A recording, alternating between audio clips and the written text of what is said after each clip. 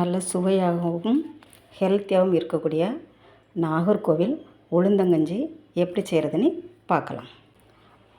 1 cup அரிசிக்கு அரை cup உளுந்து வீதம் தொலி உள்ள முழு உளுந்தும் எடுக்கலாம், பாதி உடைச்ச உளுந்தும் எடுக்கலாம். ரெண்டையும் நல்லா கழுவிட்டு குக்கரில் போட்டு ஒரு 1/4 ஸ்பூன் ஜீரகம் போட்டு உப்பும் இதனோட உப்பும் சேர்த்து கொஞ்சம் ஒரு 3/4 வேக்காடு வரும்போது நல்லா வேக வைக்கணும்.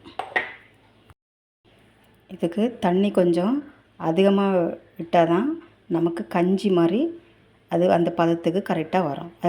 இப்போது உளுந்தங்கஞ்சி 3/4 பதம் வெந்தாச்சு. இந்த டைமில் நமக்கு தண்ணி காணாட்டினா அதை எக்ஸ்ட்ரா கொஞ்சம் தண்ணி ஊற்றிட்டு அப்புறம் நம்ம தொலி எடுத்து வச்சுருக்கிற பூண்டு அவ்வளோத்தையும் இதில் போடணும். பூண்டு நம்ம எவ்வளோ நிறைய சேர்க்குறோமோ அதுக்குன்னா கஞ்சி டேஸ்ட்டாக இருக்கும். பூண்டு உடம்புக்கும் நல்லது.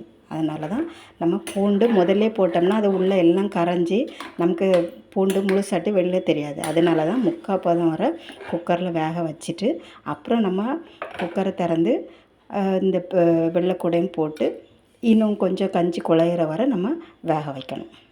கஞ்சிக்கு தேங்காய் துவையல் தொட்டு சாப்பிட்றதுக்கு நல்ல டேஸ்ட்டாக இருக்கும். அதுக்கு கஞ்சி வேவதுக்குள்ளே நம்ம தேங்காய் துவையலை அரைச்சிடலாம்.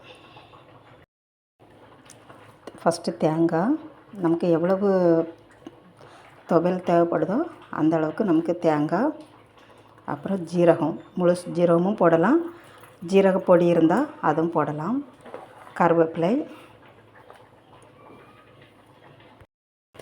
தேவையான அளவு உப்பு.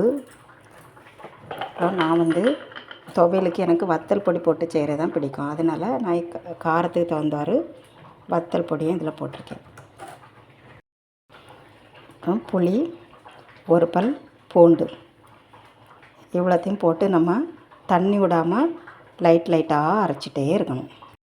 கஞ்சிக்கு துவையலை நம்ம அரைச்சி ரெடி பண்ணி வச்சாச்சு. உளுந்தங்கஞ்சி ரெடி ஆகிடுச்சு. இனி நம்ம சாப்பிட தான் செய்யணும். இதுக்கு மேலே தேங்காய் விருப்பம் உள்ளவங்க தேங்காய் துருவி போட்டு அப்படியும் சாப்பிடலாம், தேங்காய் இல்லாமலும் சாப்பிடலாம். அப்படி தேங்காய் போட்டு நல்லா மிக்ஸ் பண்ணி ஸ்பூன் எடுத்து சாப்பிடணும். அவ்வளோ ஒரு அருமையான டேஸ்ட்டாக இருக்கும். நாகர்கோவில் உளுந்தங்கஞ்சி செஞ்சு பார்த்துட்டு எப்படி இருக்குன்னு சொல்லுங்கள் ஃப்ரெண்ட்ஸ்.